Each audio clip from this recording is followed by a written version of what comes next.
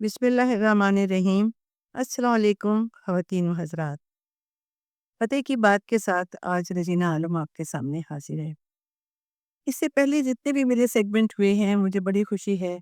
कि लोगों को पसंद आए, उन्होंने रिमार्क्स दिए और उसको मुझे मतलब मैं समझती हूँ उससे मेरी बड़ी हौसला अफ़ज़ाई हुई। साथ-साथ मैं आप सबका शुक्रिया अदा करती हूँ क्योंकि जितना आप मेरी हौसला अफ़ज़ाई करेंगी उतनी ही ज़्यादा मैं इस पर बात करूँगी। आप जानती हैं नाज़रीन कि हम जो बात आपके साथ करते हैं हम सब मिलकर या आपके साथ मैं करती हूँ, तो वो तमाम जितने हमारे मुल्क में समाजी बुराइयां हैं उन पर बात करती हूँ और कोशिश ये करती हूँ कि वो जो समाजी बुराइयां हैं वो कम से कम लोग उस पर गौर करें, अपने आप को अपना एहतिसाब करें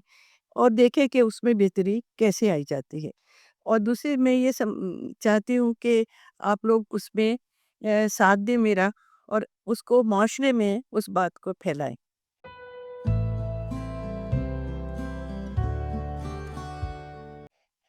आज जिस मौजू पे मैं बात करूँगी वो है घरेलू तशद्दुद यानी डोमेस्टिक वायलेंस। एक बात शुरू करने से पहले मैं एक छोटा सा वाक़या सुनाना चाहती हूँ। मैं उन दिनों वाशिंगटन में गई हुई थी और वहाँ पर एम्बेसी में एक प्रोग्राम था most suppressed women in the world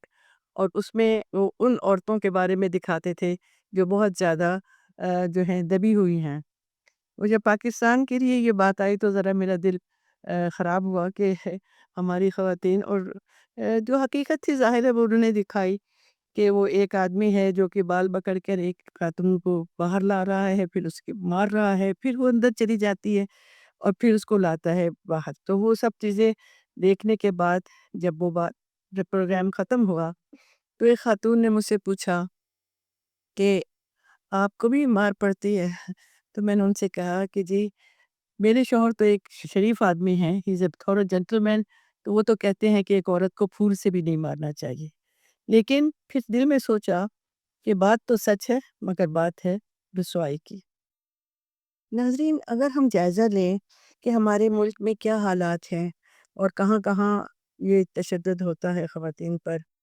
तो एक बहुत ही तकलीफ़देह सूरत-ए-हाल सामने आती है।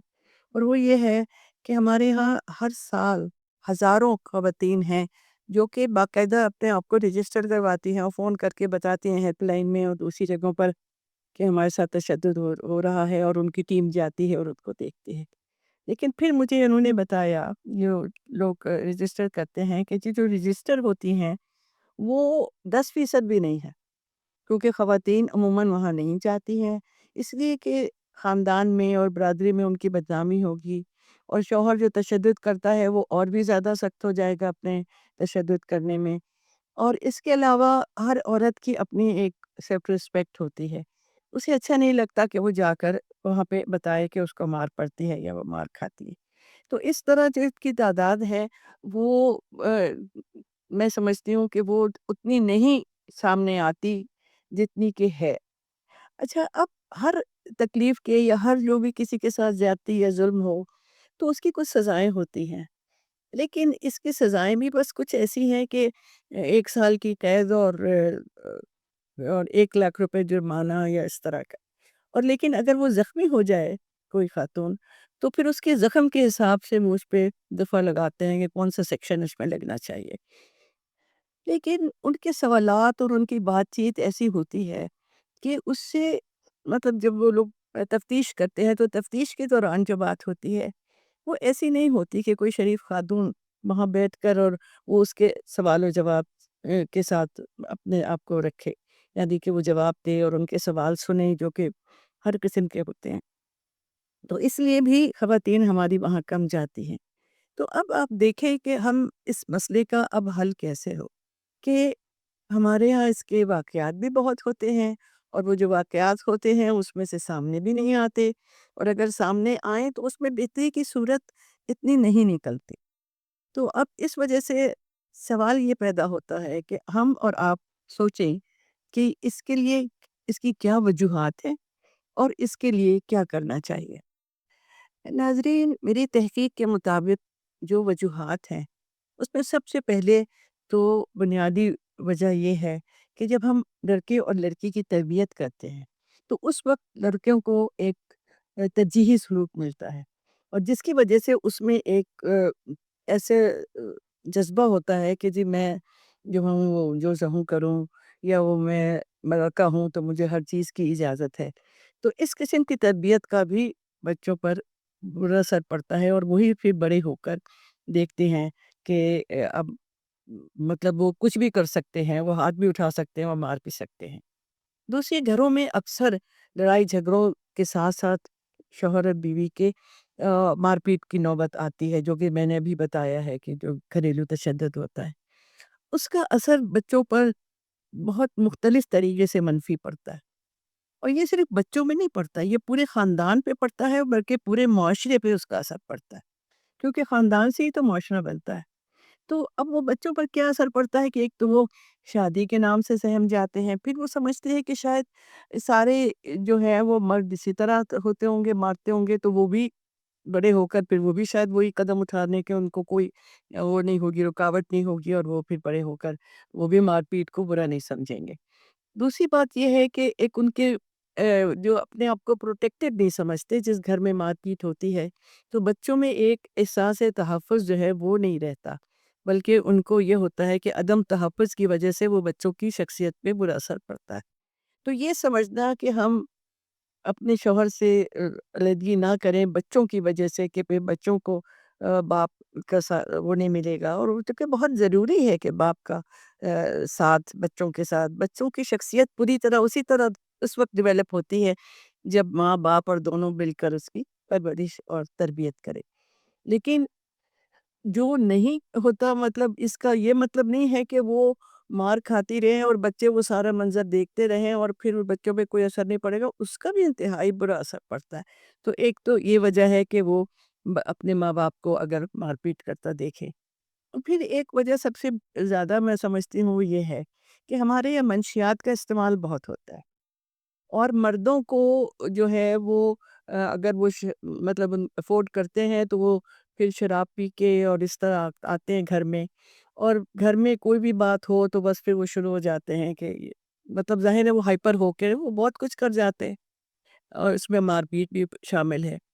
اور یہ چیز ایسی ہے کہ منشیات اگر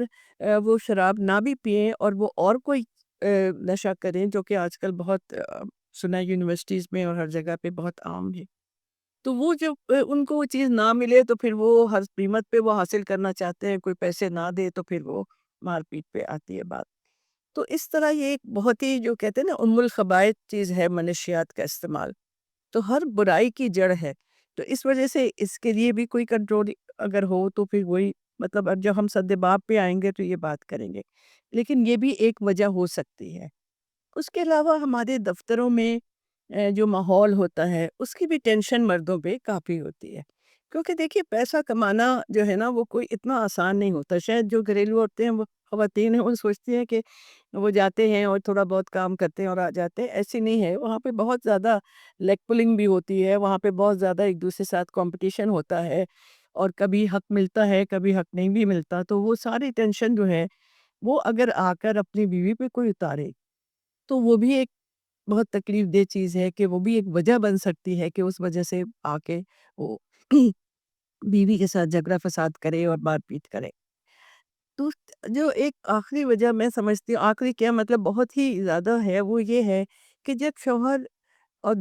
مطلب آج کل جو مہنگائی ہے اور جو تنخواہوں کا تناسب ہے اس کے حساب سے دیکھیے 40 50 60 ہزار میں کیا کوئی کرے، تو جب بیوی پیسے مانگتی ہے ظاہر ہے وہ تو مانگے گی چونکہ اس کا تو گھر کا گزارا نہیں ہو رہا ہے، تو وہ پھر بجائے اس کے کہ اس کا کوئی حل سوچے اس کو مارنا شروع کر دیتے ہیں۔ تو یہ بھی ایک کیونکہ میں نے ان سے بات کی ہے، میں نے خواتین سے بات کی ہے مختلف طبقے کی، تو مجھے یہی ہے کہ جو مطلب ہمارے یہاں جو ایسا طبقہ ہے جو افورڈ کر سکتا ہے وہ تو ڈرنک کرتا ہے اور اسپیسیفک کی حرکتیں کرتا ہے،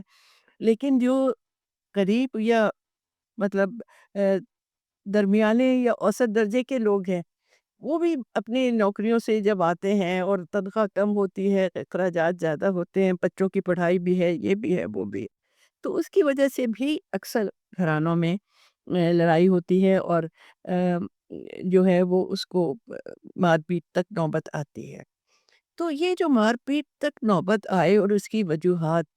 मैंने बताई हैं, और भी बहुत सी वजूहात होंगी। लेकिन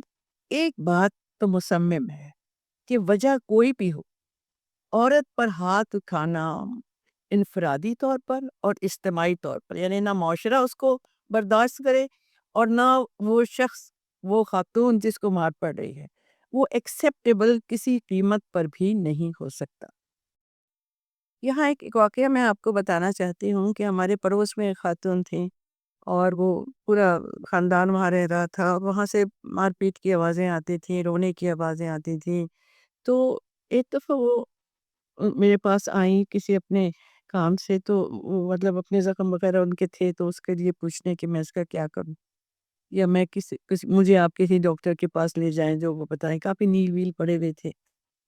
तो मैंने उनसे पूछा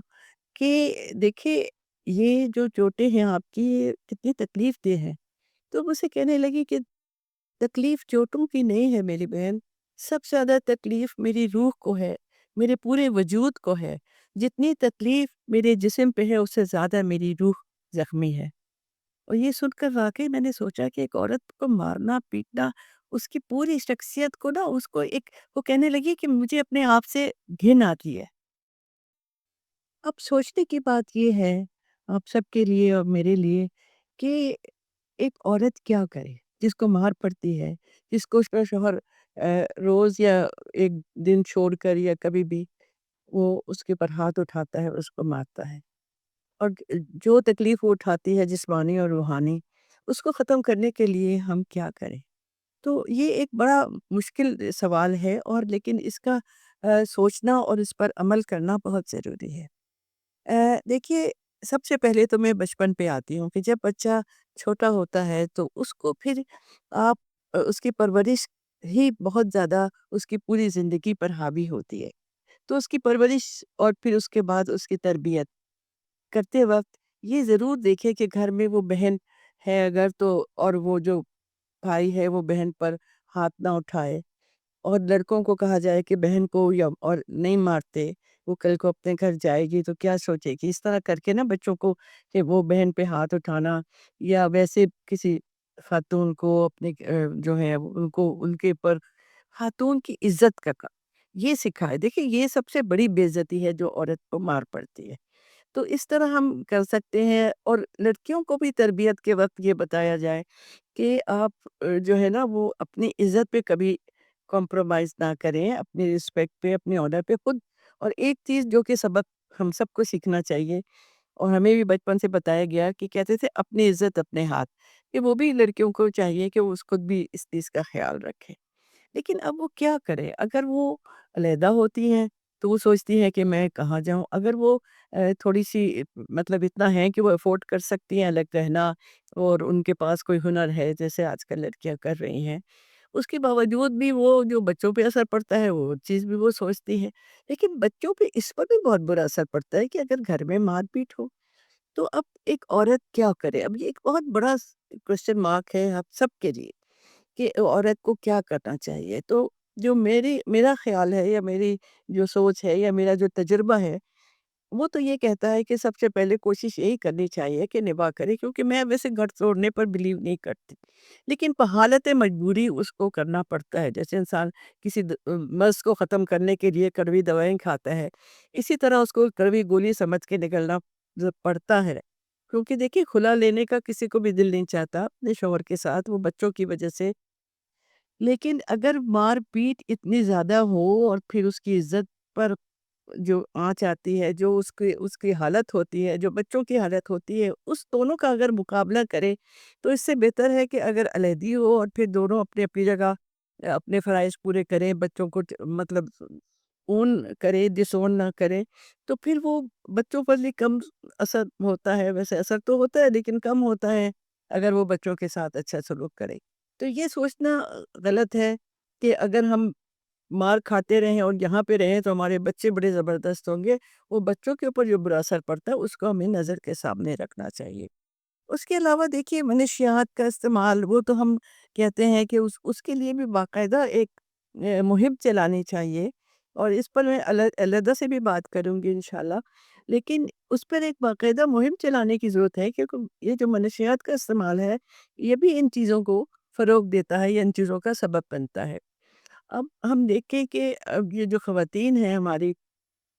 ان کی تربیت اگر ایسی ہو جائے کہ وہ اپنے آپ کو سیلف رسپیکٹ کو رکھیں، اپنی عزت اپنے ہاتھ، اپنے آپ کو ہمیشہ ایک لائن ڈرون رکھیں،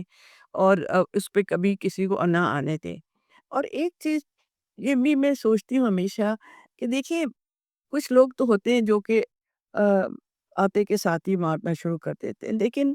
ہر کوئی ایسا نہیں ہوتا۔ کچھ بات ایسی ہوتی ہے، جیسے وہ ابھی تھکا ہوا آیا ہے تو اسے کہا یہ خرچہ ختم ہو گیا، تو اس نے کہا کہ میں کیا کروں، نہیں کہیں سے لاؤ، تم نے کھٹو ہو،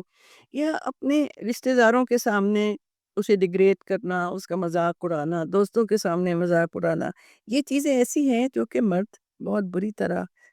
مائنڈ کرتا ہے۔ تو ہمیں خواتین کو یہ بھی بتانا چاہیے کہ دیکھیں، جب یہ میاں بیوی ایک دوسرے کا لباس ہے، وہ ایک دوسرے کو ساتھی ہیں، تو ہمیں ان کی شوہر کو بھی چاہیے کہ ان کی عزت کا خیال رکھیں، اور بیوی کو بھی چاہیے کہ اپنے شوہر کی عزت کا خیال رکھے۔ تو ان چیزوں کو سے بھی سدباب اس کا کچھ ہو سکتا ہے کہ اگر ہم یہ سوچیں۔ اور اس کے علاوہ جو بھی ہمارے دفتری معاملات ہیں، ان کو بھی اگر ہم یہ بتائیں، دیکھیے دفتروں میں بھی ٹینشن سے کسی کو، سب کو کچھ ہوتا ہے، کام سے، محنت سے کسی کو کچھ نہیں ہوتا۔ جو ٹینشن ہے دفتروں کی، اس کو بھی جو سربراہ ہیں ہمارے، جو بھی آفیسز کے، اور وہ تو ان کو یہ سوچنا چاہیے کہ ہم کام لیں، محنت لیں، لیکن ٹینشن نہ دیں ان کو۔ اس سے وہ بچے ان جو بھیڑ ہوتے ہیں وہ فرسٹریٹڈ ہوتے ہیں، اور فرسٹریشن جو ہے وہی ان چیزوں کو جنم دیتی ہے کہ انسان آ کر گھر پر اپنے بیوی بچوں کے ساتھ برا سلوک کرے یا مار پیٹ کرے۔ تو یہ سب چیزیں ہیں، اس کے سب کے بارے میں سوچنا چاہیے، اور خود بھی تحقیق کرتے رہنا چاہیے کہ کیا وجوہات ہیں جس کے وجہ سے یہ سب کچھ ہوتا ہے۔ اس کا سدباب ضروری ہے۔ دیکھیے، اگر ہم ان چیزوں کو اسی طرح رہنے دیں گے، اور اس کو کوئی برا بھلا نہیں کہیں گے کہ اور اس کے لیے کوئی عملی قدم نہیں اٹھائیں گے، کیونکہ عمل سے ہی کام ہوتے ہیں، تو پھر یہ چیز جو ہے وہ اپنی جگہ رہے گی، ایکسیپٹیبلٹی آ جائے گی کہ جی ٹھیک ہے، مار پڑ رہی ہے۔ میں نے ایک دفعہ، میری ایک وہ تھی کام کرنے والی، اس سے پوچھا وہ کہ زخمی ہے، تو اتنے زخمی ہو گئے، کیا ہوا؟ تو اس نے بتایا کہ آدمی نے مارا۔ تو میں نے کہا وہ کیوں مارتا ہے تمہیں؟ آدمی جو ٹھہرا۔ میں نے کہا آدمی جو ٹھہرا تو تم کوئی جانور ہو؟ اور آج کل تو جانور بھی نہیں مار کھاتے، مطلب ان کو بھی مارنا جو ہے وہ اس کے خلاف ہے۔ تو یہ سب چیزیں ہمیں اپنے معاشرے میں لوگوں کے ذہنوں پہ ڈالنے کی ضرورت ہے، اور جب تک آپ سب میرے ساتھ نہیں ہوں گے، ہم اس پہ کام نہیں کر سکیں گے۔ تو میں اپنے بہنوں سے پہلے تو یہ کہنا چاہوں گی کہ ہم سب مل کر اپنے وقار، اپنی عزت اور اپنی بہنوں کی عزت کے لیے جو بھی ہے، چاہے وہ غریب ہو چاہے امیر ہو، عورت کی عزت یا مرد کی عزت، دونوں کی عزت جو ہے نا، وہ ہر ایک کی ہوتی ہے، چاہے وہ مزدور ہو چاہے وہ کوئی بڑا افسر ہو۔ تو اس لیے ہمیں ان کے لیے سوچنا ہے، ان کے لیے کرنا ہے، اور اپنے پیارے بیٹوں سے اور اپنے بھائیوں سے نہایت ادب کے ساتھ، نہایت محبت کے ساتھ میں گزارش کرتی ہوں کہ جب آپ کا ہاتھ اپنی بیوی پر یا اٹھے، تو آپ یہ سوچ لیں کہ اس کے جسم کو آپ زخمی نہیں کر رہے ہیں، یا اس کے جسم کو چوٹ نہیں لگے گی، بلکہ اس کے پورے سراپا اور اس کی پوری روح کو چوٹ لگے گی۔ تو اس سے اجتناب فرمائیں، یہی میرا آپ سے کہنا ہے۔ اللہ تعالیٰ آپ سب کو نیک توفیق دے، اور ہمیں ان کاموں کو لے کر آگے بڑھنے کی توفیق عطا فرمائے۔ بہت دعائیں اور بہت شکریہ۔ السلام علیکم۔